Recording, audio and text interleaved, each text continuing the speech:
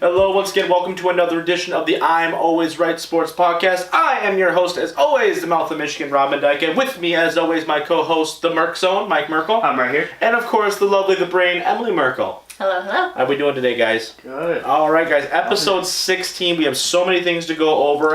It's going to be a heavy NFL, heavy wrestling day, guys. We'll talk about the Pistons another time. Every time we talk about them, it seems like they go on a 5-game losing streak, so I'm not going to jinx them. We're not talking Tigers yet because we don't know the final rosters from spring training. I know, be mad at me, sue me, make a comment. I get it. And we're obviously not going to talk about the Wings because, well, what's there to talk about at this point? We'll talk about them more when the draft comes. Lose for Hughes, my friends. Lose for Hughes. But we've got a lot of stuff to go over. NFL free agency. We did a quick hitter episode earlier this week about the Lions free agency, the first 24, 48 hours of their moves. We're going to talk now about the whole league as a whole. We're going to talk about those big wide receiver trades for Antonio Brown and Odell Beckham Jr. Obviously, as always, we have the Merkzone Mock Draft Corner. And, of course, we're going to go over WWE's Fastland pay-per-view and the Ring of Honor 17th anniversary show. So that's what we're going to be hitting in this week's episode.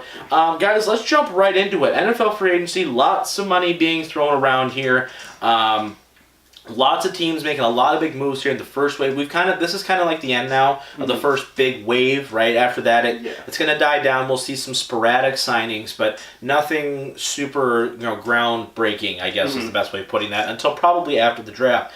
What do you guys love most about free? I love free agency. It's like the beginning of the new year. It's new hope. It's like the Lions Super Bowl every year, the draft and free agency. But Mike, I'll start with you. What do you love most about free agency? If you can pinpoint it, is it just the excitement of it, like the new year, the possibilities? What is it for you? I think, it's just the excitement of you see all these new guys, especially this year in particular. Right. You get all these new faces. Like, you get the excitement for, like, Trey Flowers, Jesse James. You get all these guys coming in. You're like, wow, look at this team that we have. Right. Like, on paper. And that's the only way you can really look at it is on paper until you start watching more of the summer training and the preseason stuff. Absolutely. But on paper, and then once you go to the draft even and we start getting those guys, then you go, wow, on paper, this is how we look. And we actually don't look that bad. Or, wow, we look like 0-16 again. Yeah, exactly. It's one of the two, but it's always a good time to be around. Yes, absolutely. And I'm going to ask you the same question. What is it about free agency? Is it just for us to talk about it all the time? And I know how much you love sports talk all the time, every day. We were just talking about it. Every waking moment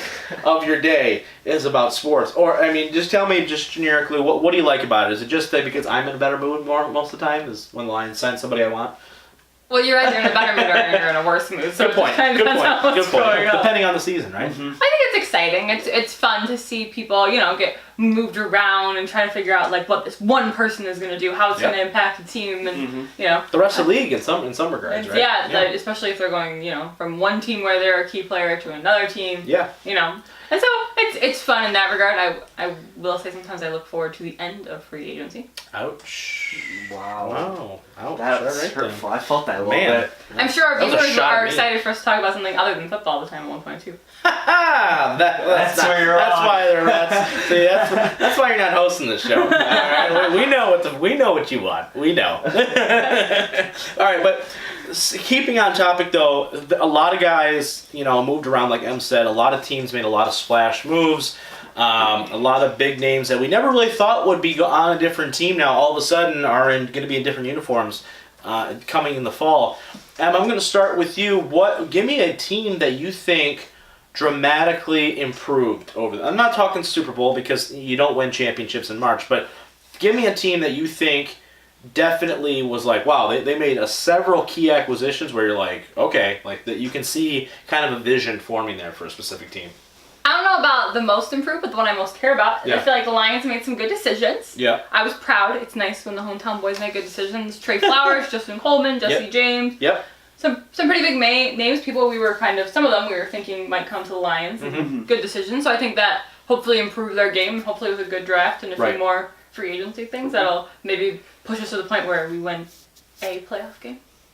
That's what we can hope. Yeah, we can hope here. One playoff game. That's all I ask. I might cry on air if I come on. If we come in like next year this time and we win a playoff game, I might be like opening the shop like I'm so happy. One playoff game. We beat Dallas. I know, right? Yeah. Again, thank you. Whatever. Sorry, Uncle Jeff. But no, I think you're absolutely correct. Though I think the Lions addressed some needs, right? I feel like the way they structure some of their contracts, there's some other moves to be made. I think coming up here, I feel a trade is coming somewhere. I kind of have a thought there with the amount of money they have. I don't know. Obviously, it's something to monitor. Mike, same question. Give me a team that you think outside of Detroit that you think really kind of improved their stock one way or the other. Well, I have one of both. Okay. So do you want me to throw both of them at you right now? Yeah, go for it. Okay, so my team that I think improved the most is the New York Jets. Okay, yep. Now, we look at that team, and I love Sam Darnold. First of all, I thought the Browns not taking him number one was kind of a poor decision. Yeah. Maybe a crazy decision. Maybe not poor, because Baker's been pretty well for them. Yeah. Probably a poor decision. But or the Giants not taking him either. Yeah, or the Giants not taking him either. So I love Sam Darnold out of USC. Yeah. Then when you pick up Le'Veon Bell, even though I don't know for what he does right now, if you overpaid or underpaid for him, but you paid a lot for him. Yep. But getting Le'Veon Bell, now you actually have a running game. Now you can incorporate some receivers in there. And then on the defensive side of the ball, getting a guy like C.J. Mosley changes the defense completely. They almost had Anthony Barr, too. I know. Those two guys, if they got both of them, but especially because you got C.J. Mosley, you were a game-changing defense now just with that one player added onto your team. So I absolutely love what they did there.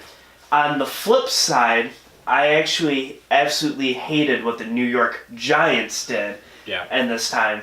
And reason being, I don't have a problem with them trading Odell necessarily. And I guess we're going to get into it when we talk about the receiver trades. But re-signing him to a long contract and then trading him, now you have $20 million in just dead money that you can't use because you're paying him. To not play on your team. To not even play on the team. Now you're paying Eli like $20 million this year to play. So that's $40 million dollars in a 38-year-old quarterback and a guy not even on your team. Well, and you think about it too, what the Giants could have had, right? You could have let Eli go, saved cap space, drafted Darnold instead of. Not that Saquon's not good. It's not about that. It's the point that Saquon's at a position where it's not a premium anymore.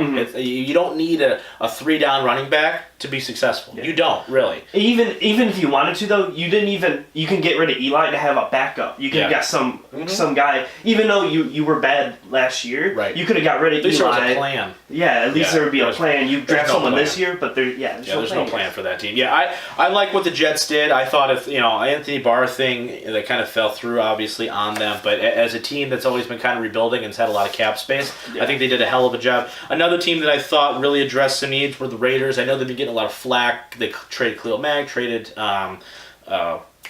what's this guy from Dallas? Amari Cooper. There we go. It escapes me. He's dead to me because he plays for Dallas now. But signing Trent Brown, right, left tackle, LaMarcus Joyner coming in, Tyrell Williams, and Antonio Brown. That's a lot of great pieces there that you really addressed. You gave Derek Carr some weapons if he's going to be your quarterback. LaMarcus Joyner's a hell of a safety. Trent Brown's going to anchor that offensive line for years to come. You're hoping, as long as it's not the Damian Woody syndrome. I really like what they did. I really like what the Browns did. They signed Sheldon Richardson. They traded for Olivier Vernon. Obviously, the Odell Beckham trade, which we'll hit on in a second. But a lot of things that they did, they surrounding Baker with more talent, right? I think that with Jarvis Landry now, I think that it's just going to be stupid. Even when Kareem Hunt goes back after that 8-game suspension, that offense is going to be stacked. It's either going to go one or two ways for Cleveland. It's either going to be really successful or it's going to blow up in an epic fashion. You know what I mean? And it's just something where it's so intriguing because they haven't been good in so long. Yeah. Where you're just like, you almost want it to be good, but at the same time, like, no, screw you, Cleveland. I don't want you guys to be good. No, you're supposed to be the laughing stock of the league. So, right? There's a lot of things, right, that you can say, that there's a lot of meat on the bone there for Cleveland now for them to get excited about. Give me a contract, though, out of all these big names that have signed, of one team that they're going to regret, right? And I'm going to start with you. Give me one contract that everyone's just going to go, like, year 3, where you're just like, man, this is really a massive boulder in our salary cap. We're just tanking our chances right now. Let's think of some dollars. I think Landon Collins probably... He got a pretty big, hefty contract going out to Washington. Yep. They could change their name one day. Wow. Fucking political. Trey Flowers was expensive, but as a Lions fan, I'm hoping that that works out for us. Yep. But I want to say I'm gonna go with Landon Collins. I think he's the biggest one. I was trying to think of big numbers in my mind. Right. Well, I mean, 5 years, $84 million for a safety, right? And now he's not a box safety. That's a complete player right there. Landon Collins is at the end of the day, right? If he came to Detroit, no one in Detroit can say they're upset with that contract just because Landon Collins, if he came to Detroit, people would have done backflips. So let's not. But I agree with you though that. I think the reason why that contract is bad in a lot of people's mind is Washington always does this. Washington will go out and spend, right? They, the Albert Hainsworth situation. They gave him $100 million, and he was terrible. So it's just Washington to me is a team that has no direction. They're all right. We're going to sign Landon Collins. We have no idea why. We're just going to go do it because that's a thing. They don't have big name wide receivers. They don't have a quarterback anymore. They don't have a run game. They don't have anything. So they have a bad nickname, a bad logo, and they have to run by a bad owner. Poor basically. Direction. Yeah, it's poor direction. A lot of poor direction. Pretty much. Across the board, if we're really thinking about it, you know what I mean. So I agree with you, Mike. Give me a contract that a team probably midway through is going to be like, whoa, this is a rough go. LOL. My bad contract, and this is going to go against a lot. Yeah. Nick Foles to Jacksonville, getting paid you. all that money. I agree with you. I am 100%. not a big fan of that. The reason why, he hasn't played a whole season. Yep. To the playoffs yet. Yep. The year both last 2 years, Carson Wentz played. Got them basically to the playoffs and then got hurt, where Nick Foles only had to win 3 games to get there. Right. You put almost any quarterback in that situation, and probably about half of them can succeed in that. Oh, I just have to win 3 games, and I'm Super Bowl champion. Yeah. It's awesome. Right. Now, and then he got hot also at the right time, too. Of course. Where he was on fire through those last 3 games, too. Yeah. So it all just worked out for him. I don't think that him on that team... It's not set up for him, per se. No. They don't have many receivers. Leonard Fournette is either always injured and or doesn't look like he wants to play there all the time. He's been ineffective. And his offensive line is not the best. Nope. And the defense is good, but I don't think Nick Foles can put him over the edge. I think he's about where Blake Bortles is, in my opinion. Oof. But that's a really hot take. But here's the thing. I don't necessarily disagree with you that it's a bad move. I do think he's an upgrade over Bortles, but not enough to warrant that amount of money. And I think with the problem that Jacksonville is, you signed Blake Bortles to an extension last year just to cut him. You've got 15, 16, 17, $18 million of dead cap now, just to a guy who you're paying not to play for you. It's a New York Giants situation all over again. Yeah. And then you're going to pay an over 30 quarterback who did not look good last year in the regular season, looked good in his playoff game and a half, that he played in. So you're paying $88 million with the potential for it to be even more if he plays out to his incentives, which I guess if you're Jacksonville, you're hoping that is. But I agree with you. I think that $88 million for a guy who truly has never been able, without that stretch of games, has not been able to prove that he is a legitimate starting quarterback to be consistent in this league. I agree with you. I think another guy that could possibly really be to anchor that team down. In all honesty, I have 2. Number 1 is Le'Veon Bell. Right, he's a running back. That's my reasoning. Right, is that he's going to be the bell cow for them. I understand that they signed Jamison Crowder in New York. You have Robbie Anderson there, so you have some pieces, but. It's Le'Veon Bell's show at this point, right? With Darnold, being able to sling it. But Le'Veon Bell is going to be... Yeah, the only reason I wasn't going to go there is because with him as a first year, like after his rookie year, it's his first or second season, I guess you could say. Le'Veon just gives you that extra push. Oh yeah, I don't think it's a bad signing. I think for what he's going to be used for and what he's going to do, I think it was right. And if he produces what he did in Pittsburgh, I think it's like a perfect amount. I don't think it's so much a bad signing. I just think the amount of money that he got. Compared to the position that he plays, I don't think that equates. I think I think the Jets are like the Lions. You're going to have to overpay to get stars here, right? Yeah. You don't have a track record of winning. You're not on the cusp of the Super Bowl, so you have to pay, right, to get these people. Yeah. But I think that could be something where one injury and you're just like, whoa, or a couple of strings of bad games, and everyone's going to be like, well, we're paying our running back, $15 million. I think another guy too, Kwon Alexander, linebacker, who got signed by the San Francisco 49ers. I don't get that signing at all. I think John Lynch has no idea what he's doing. He's been blessed to have a lot of cap space the past 2 seasons, and you don't see any semblance of a plan. You trade for Garoppolo, he goes down. You've got 3 running backs now who are making tons of money. You got Breida, you got McKinnon, and you've got Tevin Coleman, all who are going to be making upwards of the same amount of money that Le'Veon Bell is going to be making. You don't have any real receivers. You don't have, you got Kittle. And then your defense, you signed a whole bunch of defensive linemen who haven't panned out with the exception of Buckner. Solomon's not good. You missed on Reuben Foster. Your secondary is not any better than it's been, even with Richard Sherman back there. Mm-hmm. And you traded for D Ford. So I don't know what the 49ers are doing. I like the 49ers, but John Lynch just looks like a guy who's going out there and spending money to spend money. Yes. But he's got no idea what he's going to do. I'm going to get all these big names, but I've got no clue. I've got no clue what I'm doing. You paid Garoppolo, $300 million for 6 starts and, 9 touchdowns. So don't... Got to keep the fans interested. Right. Somehow, Yeah, exactly. That's my thing, right? So that one doesn't make any sense. You signed a guy coming off an ACL injury, lots of missed tackles, he's an inside linebacker at the end of the day. So It's not like Tampa Bay was really bummed out to lose him. Let's put it that way. And Tampa Bay sucks too. All right, let's move on now to the wide receiver trades, right? Antonio Brown going from Pittsburgh to Oakland or Vegas, whatever the hell you want to call him. Princess Antonio Brown. Right, pretty much, yeah. For a 3rd and a 5th round pick, which is bananas. And then obviously Odell Beckham going to the Browns from the Giants for 1st round, 3rd round, and Michigan's own Jabril Peppers. So... both trades terrible in their own right. Yep. And I'll start with you. Give me what's the outcome for Antonio Brown in Vegas? Is this going to be a happy marriage for him, or is this going to be 2 years down the line and it's going to be a complete disaster? I don't know. He's a big bubba. Yeah. I mean, like he's a talented football player. Absolutely. Absolutely. I don't. I mean, I don't know.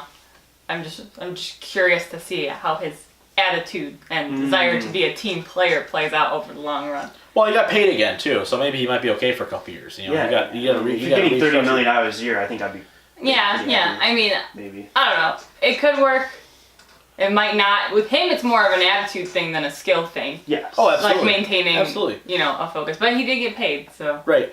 Mike, give me the other side of that, right? Because I do think it's neither. It's going to be really successful with Gruden there, or it's going to be a dumpster fire. Yes. I'm towards the dumpster fire camp. You're towards the dumpster fire? Yeah, I am. Too. Okay. Yeah, just because I don't think Derek Carr is going to be the guy to get him there. Yes. And so I think that's where they're going to be hindered, and I think that albatross of a contract is hard to move for them. But I think they'll be better than that they were last year. That's not really a question. But I don't think they're going to be where they think they're going to be, I guess. Well, yeah, I would agree with that. Yeah. Also, it doesn't help that they're in probably one of the stronger divisions. That's my other point, too. Right, because when you have to go against the Chiefs twice, Chargers twice, even the Broncos twice with their defense alone. With Fangio coming in. Yeah, you're kind of looking at give me what the Steelers, the fall for the Steelers is going to be then, though, right? So you lost Brown, you lost Bell, you haven't done anything to replace either guy. So what have you done? I mean, what do you think? If you're a Steelers exec right now, where are you at? I think you're in a tough spot, but you also just accumulated a decent amount of draft picks too. I guess not really. I mean, a 3rd and a 5th or whatever.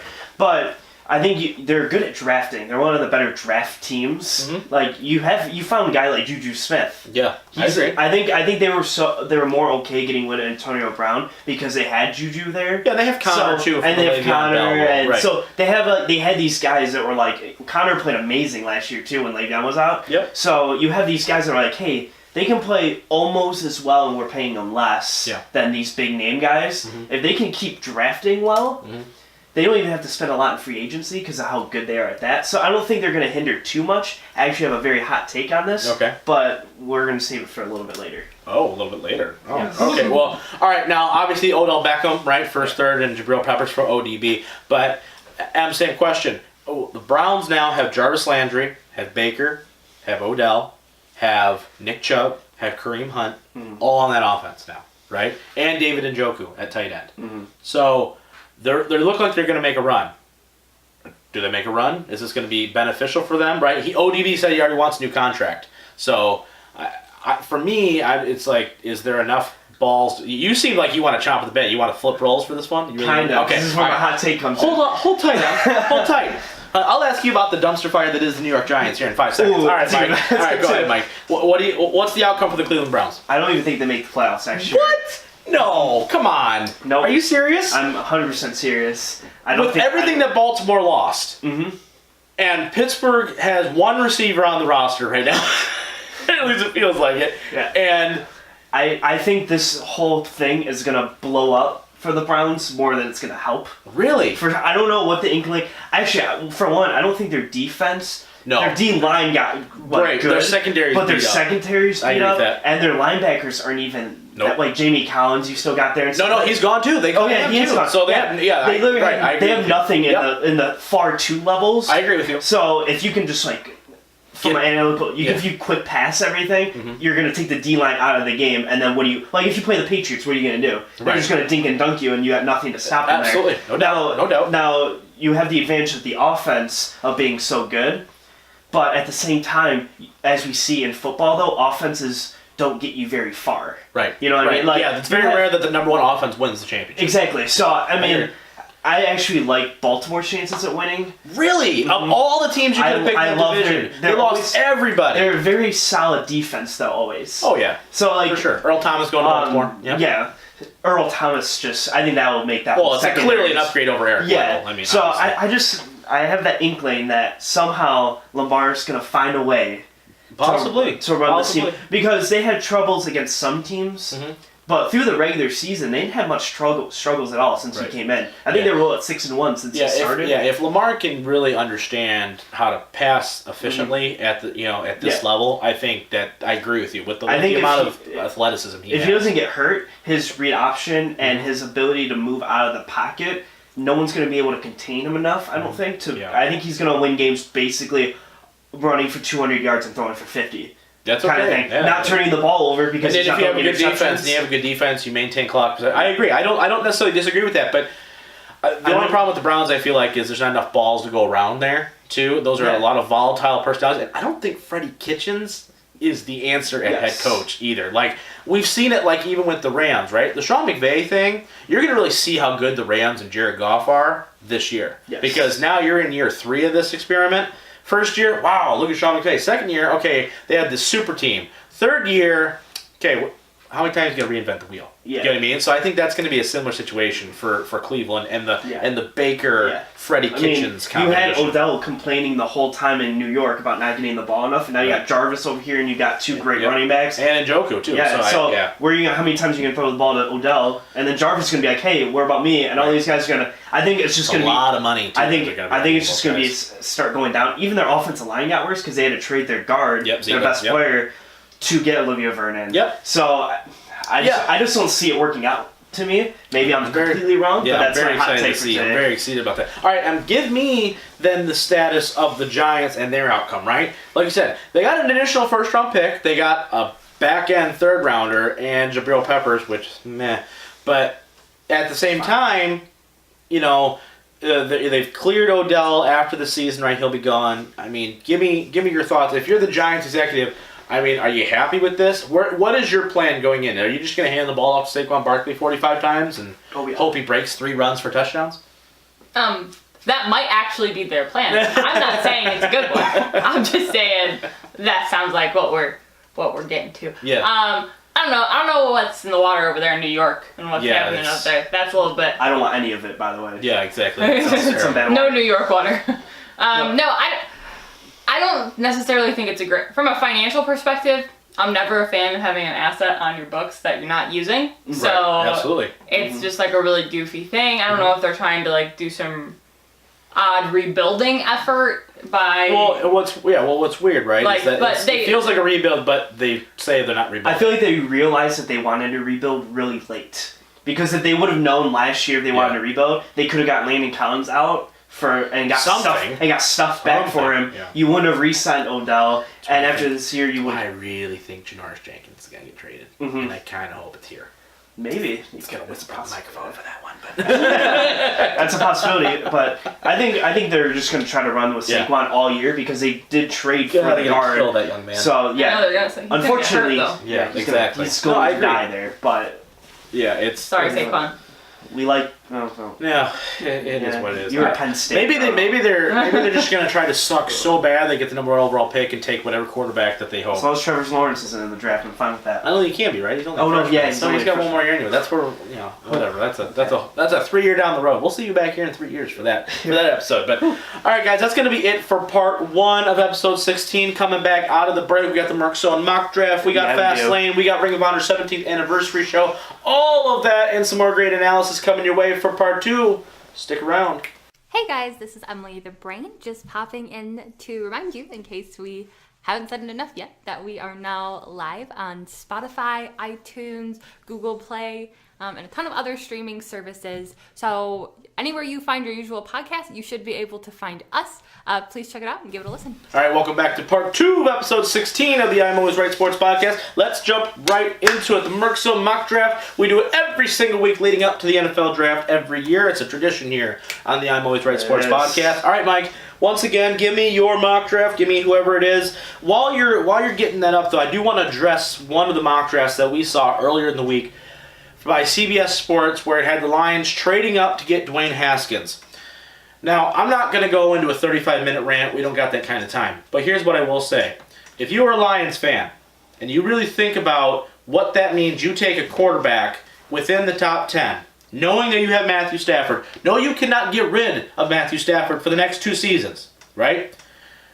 What does that do for you? What does that do? If you truly think that this team is a rookie quarterback away from winning a championship, you're out of your mind. I just want to get that out of here right now. Because Dwayne Haskins is not the answer, folks. Okay? It's not. It's not the thing. We're not the Giants. Okay? We're not Miami. We're not Cincinnati. Okay? We're not. You're closer than you've ever been. I know the record last year doesn't say it, but you are. You're literally the closest you've been since 1991, which is the last time you won a playoff game. So please, get off that soapbox. I beg of you. I promise your life will be so much better once you realize what you have here today. Okay, sorry, I had to get it out of the way. It just frustrates the heck out of me when I hear that stuff. Like trading up, giving away more assets to get a guy who's not going to help you, and when you have a top 10 pick is so maddening. Okay. But okay, all right, give me your mock draft. Hope I'll be a little happier. So with it. Rob was really going off the rails there for a second, guys. So. I had to. I'm sorry. Had to address it. So this is from draftsite.com. Em, hold my hand. I'm freaking out. Just breaks me. Okay. So we're gonna go through the top 5 like usual. Yep. So number 1, Arizona keeps it, and they're picking Kyler Murray. Yep. Not surprised there. San Francisco. He's 5'6", by the way. He didn't want to. He didn't want to get it. Yeah, he didn't want to get it. San Francisco picks Joey Bosa. Nick Bosa. Yeah, that's what I meant. Okay, cool. They look the same. Yeah, that's fine. The New York Jets pick 3. Here's the thing though about the Bosa thing though, just real quick. They just traded for D Ford. You've got Solomon Thomas and DeForest Buckner, and then you're gonna go draft Bosa. Like I don't disagree that Bosa's probably the best prospect in the draft, but how many defensive ends / pass rushers? I know you can't ever get enough, but you only put so many on the field at the same time. So to me, it's just that just basically means Solomon Thomas was a wasted pick a year or 2 years ago. Whatever. Sorry. So number 3, the New York Jets will pick Josh Allen. Bam. All right. Number 4, Oakland picks. Ooh, Devin White. No, Quinn Williams. Montez Sweat. What? Yep. Oh my gosh. All right. Okay, so that takes one off the Lions board then. Okay. So Quinn Williams still on the board though. Okay. Yep. Number 5, Tampa Bay takes Devin White. Jawan Taylor, offense tackle, Florida. Okay. Doesn't necessarily shock me. It's a little surprising because, like I said, they did just lose Quan Alexander. I know that, but they have Lafante David, I guess. But so number 6, the New York Giants will pick. I would say it's Haskins, but now reading reports that they're not even looking at Haskins. Drew Lock. Well, this one has Dwayne Haskins. Oh, okay. So. All right. Okay. Well, maybe that's a smokescreen too. Obviously, everything that comes out now is just a big smokescreen. And then Jacksonville at number 7 picks DK Metcalf. Quinn Williams. No. So you got to think though, right? In Jacksonville, you've got all the defensive linemen, right? Even with Malik Jackson gone, you still have all these guys. You took Taven Bryan last year.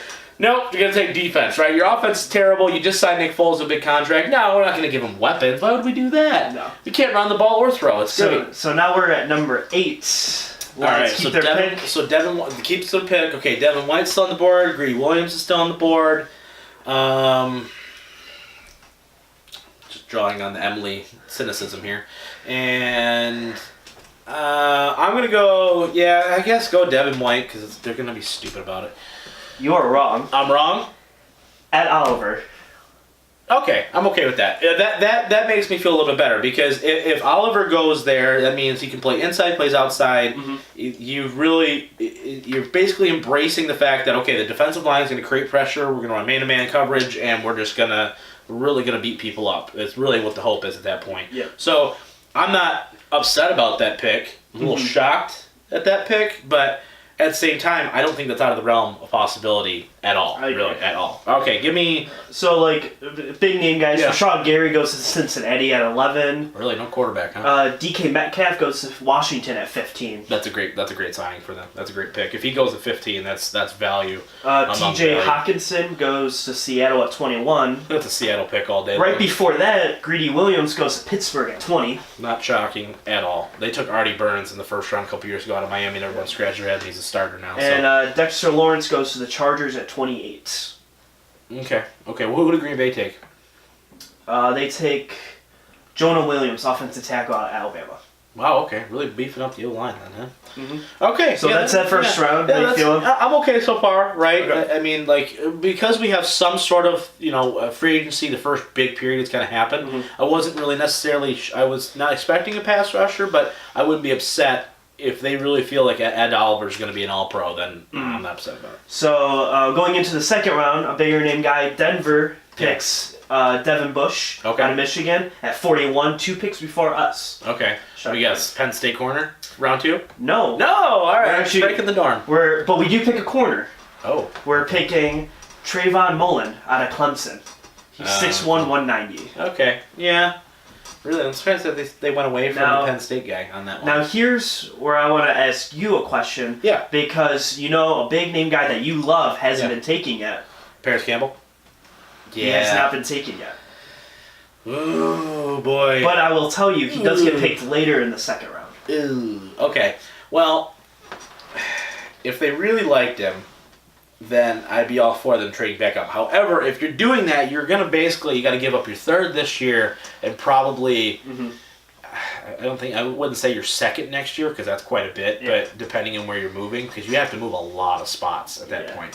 I'm actually more just saying, like, instead of picking Mullen, I'd be totally for that. I'd be totally for him because he would still be on the board. Yes, there. because Amendola is a stopgap, right? So you sign this dude here. He's your number 4. I know people really like Powell, but let's just say, for instance, that doesn't pan out, which shocker. But they take Paris Campbell. You know what I mean? You can run 4 wide receiver sets, and as Amendola becomes more and more expendable, then by the end of the year, I'd almost want Paris Campbell to be the starter at that point. And then that's that connection with him and Stafford. And then 2 years from now, when you take Trevor Lawrence, and you're okay with that connection being a thing. I would be in huge favor of that to be a thing at that point. Detroit picks 43, and they pick Mullen from Clemson. Okay. So at 50, Minnesota takes Paris Campbell. That sucks. Because really, that surprises me though, because they have Diggs and Thielen, who Thielen plays a lot in the slot. So that surprises me a little bit. I have heard some things where maybe Diggs may want out of Minnesota, but once again, that still doesn't solve the slot problem. And then, this is probably an awful time for you, because 51, right after, Irv Smith Jr. goes to Tennessee. Really? Oh, jeez. Yeah, if he was going to hope to be the third. And that kind of rounds out anything big from the second round. Okay. Takeaways? A little shocked that they go corner, just based off the fact that, based off what they did in free agency, You didn't address the tight end position yet. You haven't addressed the wide receiver position yet. I would almost, like I said, I totally hope that there's a trade or something to come in from them, because I know they just re-signed Marcus Cooper to a corner, so maybe corner might not be on the board for them as high anymore. I'd really like to see an offensive player there in the second round, really, at that point. And then, so now we're going to the third round, and the Lions have number 88. Yep. And they pick Joe Giles Harris, inside linebacker out of Duke. Okay, so we went defense. Yes. You hit one of every level on defense. Yeah, you did. But the problem with that is, once again, looking at this roster as it stands right now, you don't have another tight end, really. You got Michael Roberts, which is not a thing. Yes. And then you don't have... You need wide receiver help. You really needed an offensive lineman, too, theoretically. Like, I'd have been perfectly okay. They go best defensive player on the board at 8, then go offense, whether that's receiver, tight end, and then lineman, what have you. Because I feel like if you're going full Patriot way, you should be able to find an offensive lineman in the 3rd, 4th round. You know what I mean? So I'd rather have them have gone offense 2nd, 3rd, and then go best player available the rest of the And way. I have one more interesting pick. So we go to the 4th round, and the Lions pick Clayton Thorson, quarterback out of Northwestern. Now that's not bad, and because here's the thing: you take a quarterback in the 4th round, you're not taking Jake Rudock in the 6th, right? You're not taking even a Brad Kaya in the 6th, but you're taking a guy who you think has legitimate upside at that point. I'd almost rather see who's that really tall quarterback out of like Buffalo. You know what I'm talking about? Yeah. The really really tall dude. I almost would like to see that because I feel like that dude's got a cannon, but. I'm not upset about that, right? If knowing that's the way it goes, and I understand maybe them not going offense for so picks, but that quarterback that you're thinking of goes in the 5th round to Tampa Bay. yeah, see that's a perfect example because that's a Bruce Arians guy, tall, strong arm, in the pocket, make the deep throw and go with it. You know what I mean? Yeah. So, I'm not loving that draft, that takeaway, just because, like I said, right now looking at this roster, you have a lot of holes in offense, and I get it.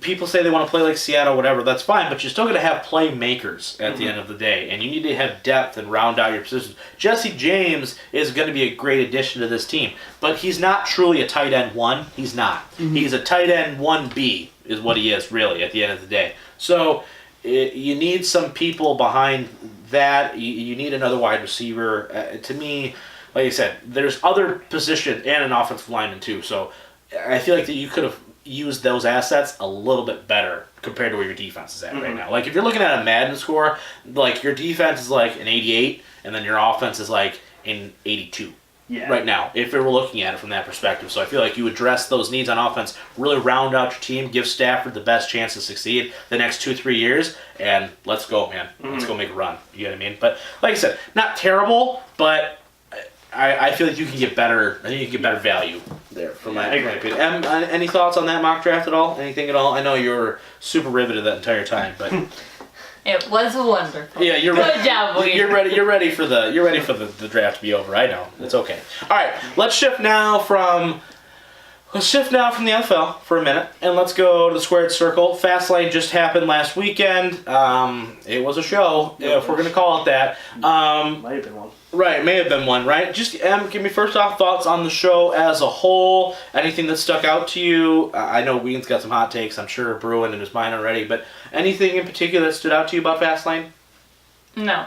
It kicked us off on the road to WrestleMania, right? No. No? Nothing? You not feeling anything? No emotion. It was like whatever. It was fine. Oh, okay. Yeah. It was really But Shane McMahon turned heel. Okay, and Kofi lost in a handicap match to the Bar. Yeah. Okay. And, I was there. And I remember. And Mustafa Ali and what was it? And Kevin O'Brien and Kevin Owens in a were triple threat, which was actually a pretty good match, I will say. But it was Mustafa Ali. He came back. Yeah. She's giving jazz hands. She's giving jazz hands for you guys who can't see. This. Yeah. Okay. All right, Mike. Same thing. Give me. Because clearly M was so positively raving about that, and I'm gonna hit the road WrestleMania thing in a second. But give me your thoughts on the show. We watched it together. We kind of looked at each other the entire show and said we could have done something more productive. I feel like, but definitely could have. Give me your thoughts on the show as a whole, and if you have a favorite match too, throw it out there. Okay. Well, the show as a whole, I thought was like a C. Yeah. We didn't really need it, but it kind of helped a little bit, I guess you could say. It kind of put more things into place than Elimination Chamber did. Yeah. But also, you can't just throw everything in place at Elimination Chamber, so right. They just had a plan for this. I really liked the Raw Triple Threat Tag Team match. Yes. I think that was probably... Yep. With that in the WWE Championship, the most entertaining matches on the show. Yep. I think the Shield 6-man tag match went way too long. Yeah. It just kind of dragged. And it felt like they were retiring. Didn't it feel like it was like, okay, well... Well, it was their last run together. Yeah, whatever. But it won't be. It's just like, I get it. Dean's leaving, and I feel like they're just trying to keep saying that to like make him feel guilty about him leaving. I almost think that they're saying it so much to put in people's heads, so when he comes back, like he's actually not leaving now. Right. But like they Maybe he decided goes away for a couple months, then and comes he comes back, and everyone's like, "Oh my god!" Like I thought he was, and like he's. I thought he was gone forever. Yeah, he was gone. He's supposed to sign with AEW. Or but besides that, I didn't think that. Oh, the Fatal 4-Way U.S. title match was also probably. Yeah, that wasn't bad. That wasn't bad. That was. Besides that, everything else you could probably just look online to see what happened and move on with your life. And we'll look towards WrestleMania. I guess. Right. Well, that's another question, right? Did this show really get us on the path, right? Because we talked a couple of weeks ago where the Elimination Chamber used to be like the final show before Mania, right? And I think we're all kind of in agreement. I prefer a longer build to Mania, let 5-6 weeks instead of like 4. But with that being said, do we think that this pay-per-view helped not so much shape up the card, but more get us excited for Mania, what's going to be coming? Because I feel like this is a kind of a stopgap time where it's like, okay, we're going to use this because we have it, but if we didn't, we still could have conveyed everything. Like, I don't think any of those matches necessarily, if you put them on a WrestleMania card, would ever be like, remember, you could put those all on SmackDown or Raws and been like, wow, that was a really good match for Raw. You know what I mean? Yeah. I think it kept us on the path.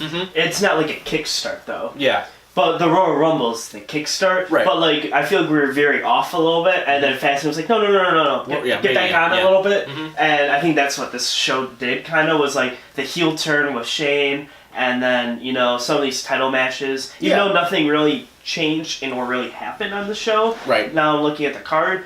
It kind of just was like kept us on a couple heel turns here and there, a couple guys added to matches and stuff to bring people like Mustafa Ali back and stuff. Just kind of kept us going. And in 4 weeks, I guess we'll see how WrestleMania turns out. Right, I know. Really excited for Mania. And same question, right? Do you think that this helped us get more hype for WrestleMania? Do you think it did its job, which is really lay a lot of the foundation for the rest of the feuds besides like the top stuff, right? To kind of go, yeah, this is going to be a thing. Because at the end of the day, when you look at it, like Mike said, there wasn't a ton of really happening, right? Like the Charlotte Becky match to me was the one that most infuriated me, just because like there was no point.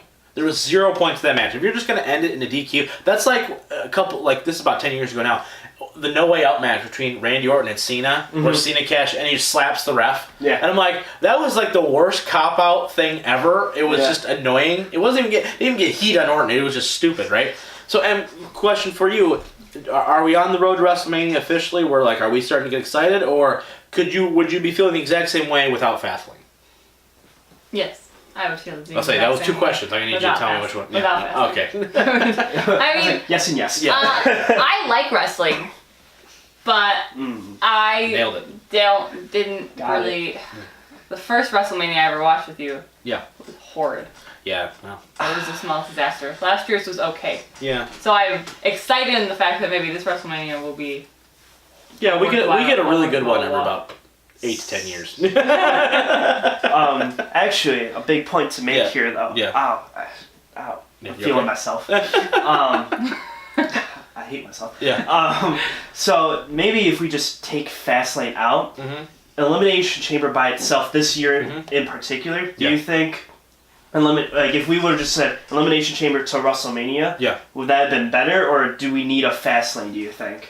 To help us. No, I think I need Elimination. I could think we could easily just go Elimination Chamber to Mania. Just because the way I look at it is the Chamber for me is very like definite with it. Mike, you okay? Yeah, I almost died. Okay, yeah. Don't die on me now. No, we're shooting or everything. Don't die live on the air. But no, I think you could easily get to where you want to be without Fastlane. Like I said, I feel like every single one of those angles, you could have easily did better ratings for Raw and SmackDown building to Mania than you ever would have like with that. You know what I mean? Yeah. I feel like you easily could have done that, and like you're just over here, you're going off the wild, you're going off the rails, man. I'm dying. Oh man. For those of you who can't see, Mike is crying right now. We're not sure why. He's really emotional about Fastlane. Yeah, exactly. I'm just so excited for WrestleMania. I just don't want to see Fastlane go away. And I just can't wait for WrestleMania.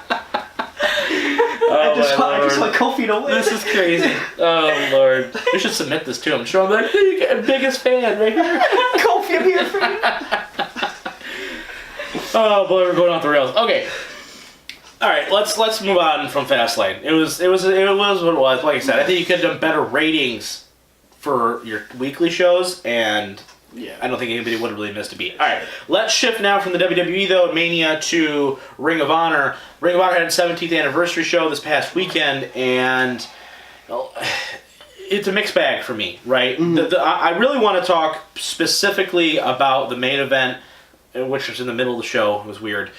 Taven, Lethal, 60-minute draw for the title.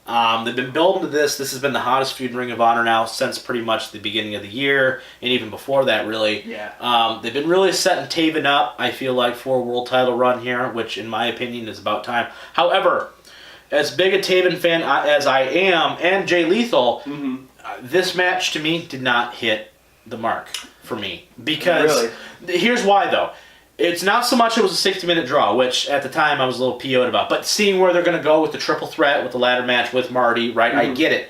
But, that being said, man, there was a lot of dead parts in this 60 minutes, right? And, you know, like, for as much grief that, like, Brett and Shawn get at WrestleMania 12 for saying that was boring, this match was not, like, oh my gosh, like, you know, it was like one of those things where it made their finishers look weak. Yeah. And it did not, I don't feel like at long term, I think you could have achieved the same thing with, like, I would have rather it been a double count out or a double knock, like where they both just are exhausted and they're just both laying in the middle of the ring. Yeah. Rather than 60 minutes and they both get up and they're like, well, I'm the champion, and then you know what I mean? Well, going back, I watched it this morning before the show, and I actually was way more invested into it. I think it was also because it was super late. Yeah, and it was like, true. Yeah. like we were all just kind of like tired. trying to, because we had stuff to do the next day. Yeah. And we were like, I don't want to keep watching this. I just want to go to bed. But like it kept going. Yeah. We just want to see what happened, and it never happened. But like when you just watch it and you actually had the time and you actually paid attention to it, the match, I was sitting there and I knew what was going to happen, and I was like, oh my god, like. So you think this is more of a second watch, like out of context, than it would be? That it's definitely age better. It's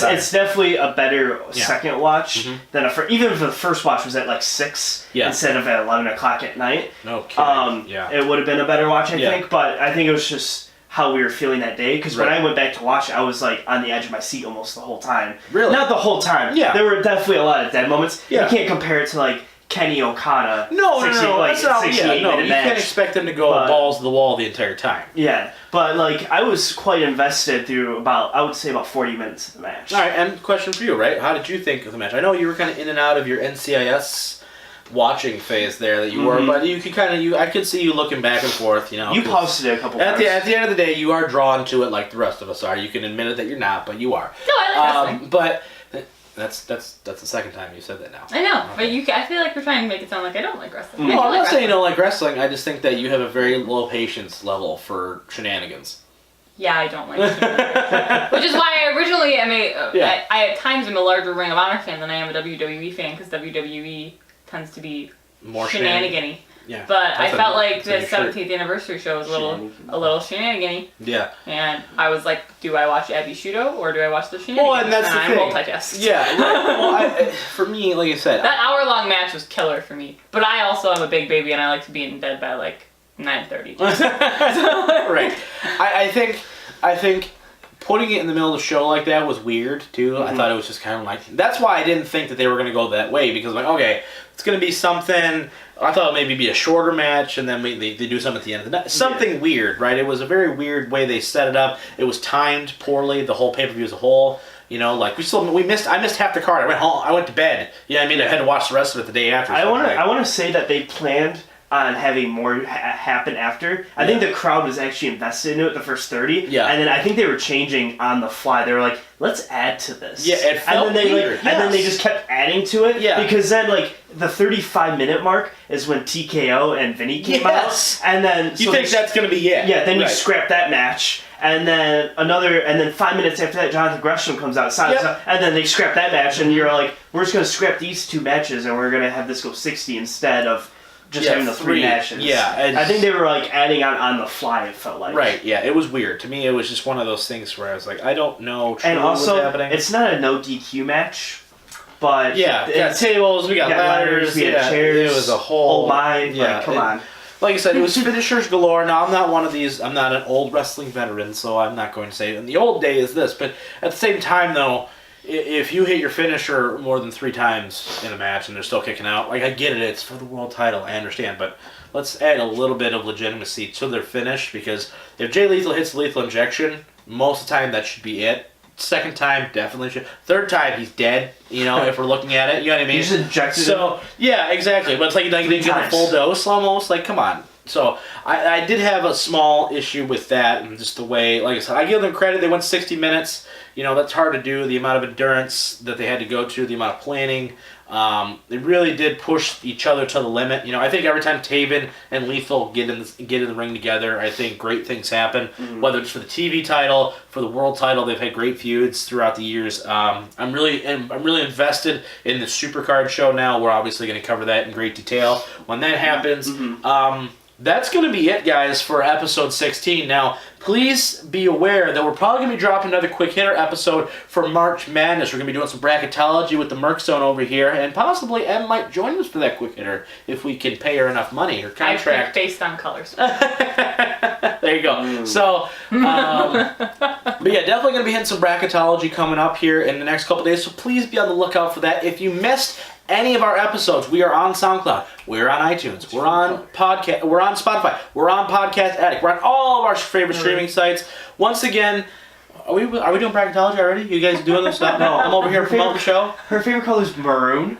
Yeah, that doesn't surprise me. She's going to be like is Loyola, the Chicago Loyola maroon. Yeah. Oh, there you go. She's got one of the title. Oh, spoilers. Unbelievable. Anyway, all right, guys, that's going to be it for me for the Merkzone. For the Brain, I am the Mouth of Michigan, and we will see you guys, as always, next time.